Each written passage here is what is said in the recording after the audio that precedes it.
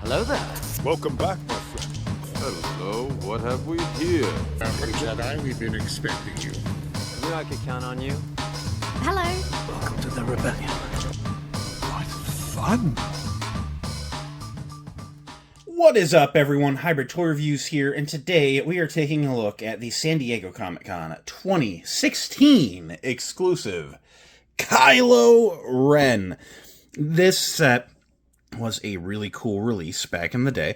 One of the things very glaringly omitted from the Force Awakens toy line was an unhelmeted Kylo Ren figure. Now, of course, leading into the movie, they didn't want to tell us just how little he wore the helmet in the movie. Force Awakens, he wore it a good deal. But the final, act, it was off a good deal. Pretty much from the murdering his father onwards, the helmet was gone. So, getting an unmasked Adam Driver likeness was something that a lot of us wanted, and it just took Hasbro a minute to get it out. So this came out as a San Diego Comic-Con exclusive set with some very cool exclusive accessories. He later came out in the first wave of Rogue One figures in 2016, minus, of course, the convention exclusive accessories. So that said, let's go ahead and dive into this set and take an in-depth look first at this awesome packaging that they gave this set.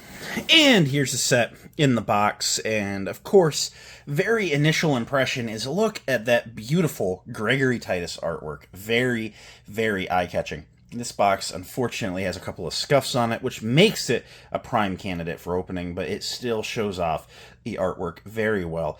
Kylo Ren doing that force push, the red blade of the lightsaber contrasts even on the red over there. It's just a very pretty piece. I love everything about this. You have Black Series logo up there in black, Kylo Ren, ages 4 and up. Got a little warning hidden in the gray. It's very subtle. I like that on a convention exclusive type thing. There is an embossed First Order symbol over here that wraps around the spine, and the blade wraps around as well. This side of the box is just black with the First Order symbol and Kylo Ren's name again. Star Wars The Black Series up top. The old-style barcode, they used to say the character names on them way back in the day. That's retro. And then a little bit of pale gray text talking about some legal stuff. Around back, a really great image of the Kylo Ren helmet with the hood up. A bio about Kylo Ren. Pause and read and see everything that's going on there. I'd say in whatever language best applies to you. Back in the good old days, they just wrote it in American instead of 5 other languages. Got some more legal stuff there. And then the cool thing about the presentation on this set is it features an opening door showing the figure and the exclusive accessories off nicely. So if you bought the standard mainline figure, you got him and the lightsaber. And everything to the right is omitted, being the Vader melted helmet, the swappable head Kylo Ren helmet, and this First Order banner, which is a really cool accessory. On the inside of the lid, you have some awesome artwork of the melted Darth Vader helmet. And a quote from the movie, which I will try in a bad impression. "Show me again the power of the darkness, and I will let nothing stand in our way. Show me, grandfather, and I will finish what you started." What an awesome set. So I'm going to go ahead and get everything popped out of this tray, and we are going to take a very in-depth look at everything going on with this set. Here's Kylo out of the packaging. Let's go ahead and take an in-depth look. So, as mentioned, this is Kylo with a litany of extra accessories. Let's go ahead and start by taking a look at them. Probably the least exciting one, although still a very nice set piece, is this First Order stand. Now, it comes with a stand that has the First Order logo embossed in it in red. It looks very nice. I think for it to work better as a figure stand, it should have had a peg on it. It does not, so it really doesn't accomplish anything in helping the figure stand on the shelf. But I do like the Soft Goods First Order banner with the, logo iron-on application thing done on it. I think this is just something where if you have a shelf of First Order Stormtroopers, stick it in the back. It's complimentary. It'll accentuate that shelf kind of nicely. But it is a fun accessory at the end of the day.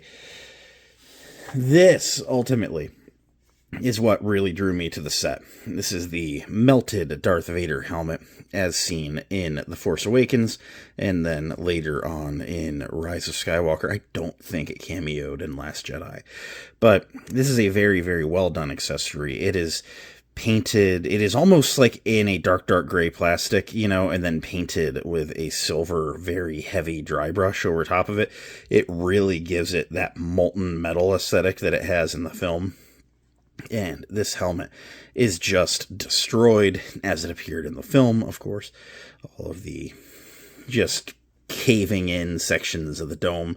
The bottom of it is flat, and it does give it a nice surface to set on. I do feel ultimately what was missing here, and I would have traded that banner for it, is the pedestal. You never see it on the ground, well, except for that time that Rey and Kylo broke it in Rise of Skywalker, but they didn't know that was going to happen in 2016. I really feel like this should have had that pedestal to, have it up, at like waist height for Kylo to look down on and force hand on and meditate on and get messages from who he assumed to be Vader in the afterlife. But it is a very cool accessory nonetheless. And then, while exclusive to this set technically because the mainline version did not come with it, we get another Kylo Ren helmet. This is the same sculpt that the early Redbox mainline had. Whether you had that Kmart exclusive one with the snowy base, or the just figure number 3 in the Redbox line Kylo Ren, this is what that helmet was. Very nicely decoed with the silver banding around the brow and on the cheeks. Very nicely done. We will pop that on a little bit later.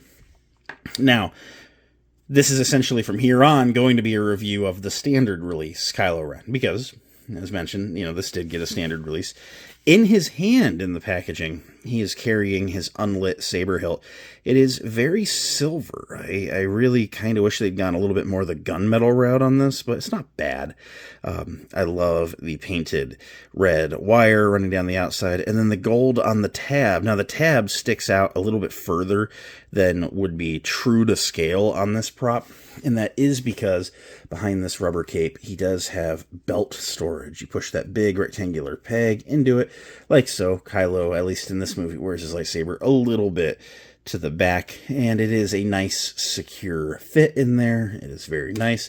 Of course, I don't think anyone is putting Kylo Ren on the shelf, showing the restraint to not be using the cross-guarded lightsaber. Now, this version of the cross-guarded lightsaber is an evolution of the one that came in the Redbox number 3 because it does not have the connected blades that remove from the hilt.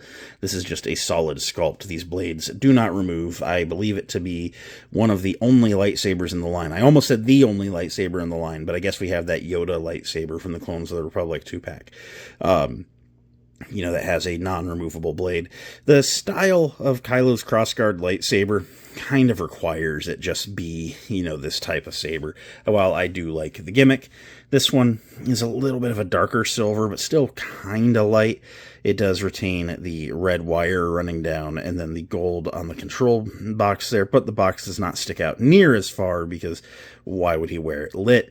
The blades feature some very nice textured sculpting just to really give it that broken crackle effect, and it does represent the lightsaber very nicely. Both of his hands are sculpted in a very nice holding the lightsaber grip. They both feature the vertical hinges for saber pointing. I gotta say, this figure back in the day, like the Redbox number 3 one, and now this one with the Adam Driver likeness, were very impressive in their articulation for the time, and I would argue they even hold up to date. I will show why as we get into it. Taking a look at the likeness, this is, of course, the selling point, I would argue, at least was at Comic-Con. This is a pre-photoreal, so you're going to look at this as someone that maybe hasn't been collecting Black Series that long, maybe you're a little bit more recent to the line, and you're going to be like, this is terrible. But I ask you to go back and get into the mindset of what action figures looked like in 2015 when they were painting faces. This is not the worst. I see a very soft Adam Driver in there. I think they could probably take this exact head sculpt and apply the photoreal to it, and it would be very convincing at this point. I think the sculpt itself is there. Ultimately, I would like to see a redo Kylo Ren at this point, but just saying, I can see it. I can see the vision here. It's not bad, really. I mean, as far as painted faces go. His hair is very nicely textured back in the Sith mullet, if you will. The hood likes to pop up, and it does lay very nicely. You kind of have to work on it a little bit because it's coming up underneath of this rubber scarf, so you just have to make sure that you pull enough material out to have it lay nicely like so. When you get it out of the box, they do have the hood turned inside out, and that does kind of help it not necessarily lay well, but lay better than, I mean, looking at it from the front, you don't see it so much. If you wanted to have a hood down Kylo Ren, and as long as you don't look at it from the side or the back, because that's a little goofy looking, it does work well enough from the front, and well enough to present well in packaging. And yeah, that's not a bad look. I love this version of the rubber scarf. It is very nicely textured in that kind of Kevlar-y material. The very first one, the Force Friday version of this figure, had a smooth version, and then every version since had a texture to it. They were improving on those reissues. I like the soft goods on Kylo. It features that kind of, I don't even know what type of material to call it, but it's got all those perforations in it, which are costume accurate, I will say, and it's tailored very nicely. I mean, it's soft goods with, then like rubber goods again underneath, but just very, very well done soft goods. They don't hinder the articulation at all. They lay very nicely. They really, really nail the look of the character. He has that rubber belt, which on mine looks like it's ready to burst. It's looking like it didn't get glued in very well in the factory, but that's okay. It happens, and has very nice texturing all down the bodysuit that's exposed on the arms. Upskirting Kylo Ren here, you do see some nice ribbing texture on the rubber skirt underneath. These legs are very generic, but nice black-legged pants with the glossier black on the boots. And, anything that you would want them to do on a Kylo Ren in 2015, I feel they did very good here. So let's run through some articulation real quick. Remember, there are going to be some things that very much date this as a figure from this era, but it features the ball joint on a hinge neck, so you can get him to rotate his head and pivot, and he can bury his chin and look that far up with the unhelmeted head.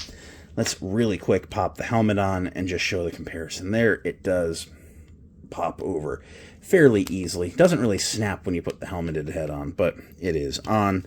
Again, side to side. You can get him to bury the helmet chin down that far, or go that far up. His arms come up to a T-pose. No butterfly joints here, but you can 360 at the shoulder. Single jointed elbows go 290, maybe just a squeak past. And then swivel.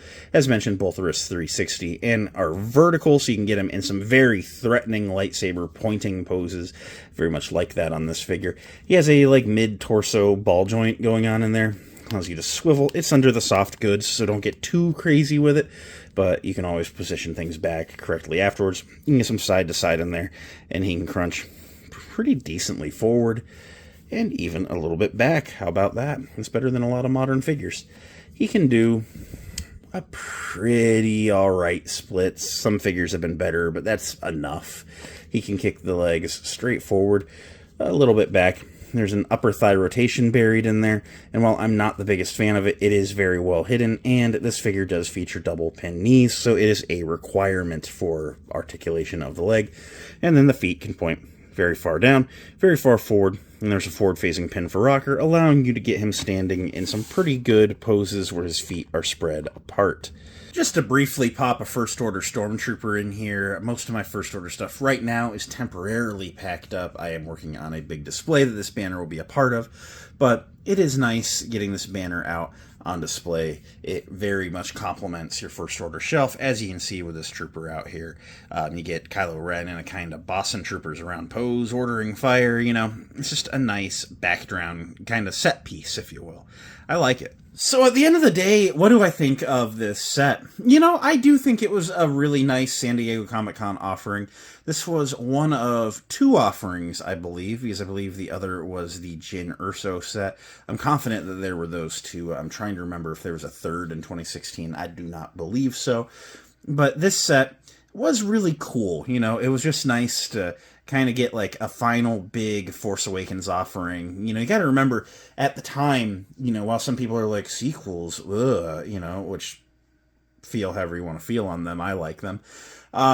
you know, the at the time, you know, The Force Awakens was like huge. It had just come out. Star Wars was back. You know, I had friends in high school that were like casual Star Wars enjoyers that like all of a sudden were like, maybe I'll buy one or two of these Black Series, you know, like they had non-collectors buying some toys. So it was just a interesting time to be a collector, and, you know, getting like a piece on the way out into the next movie's toy line, you know, felt very nice. This was definitely a little bit of a completing the line, you know, for that film. Of course, we ultimately got a few more Force Awakens figures after, like Maz Kanata and General Leia, and then whether you want to argue that Jedi Luke was Force Awakens or Last Jedi, as he only wore the outfit for like a minute in The Last Jedi, but he was only in The Force Awakens for a minute too. So, you know, it was just nice to get something cool, you know, like not just to have the movie shunned, because 6 months ago it had like broken box office records. You know, it was a time to be a Star Wars fan, if there ever was one. This figure does still hold up rather well today, in my opinion. If Hasbro was still doing the archive line, I don't think they are anymore. It's been a minute since we've heard about any, and they were like international at that. You know, I think that this is a figure that could be archived. Like I said, I think that sculpt on the head is nice enough that it would take an Adam Driver likeness well. However, as a sequel enjoyer, I think it is time for Hasbro to get brave and just try a new sequel figure. You know, don't go crazy. The big problem with the sequels back in the day is it was the only figures that were offered for like 5 years with an occasional clone trooper sprinkled in the mix. Like, don't go that hard on it, you know, if your line won't do very well. But, like, come on, Hasbro. It's been like 6 years. Give us a Kylo Ren. A modern Kylo Ren. And a modern First Order Stormtrooper. I know those would perform. So, that's all I gotta say. I say if you find this set for a deal, pick it up. Thank you so much for hanging out, watching my video. I greatly appreciate it. I'm going to go work on something else now, so until next time, may the Force be with each and every one of you, and I hope you all continue to have a great day. Bye.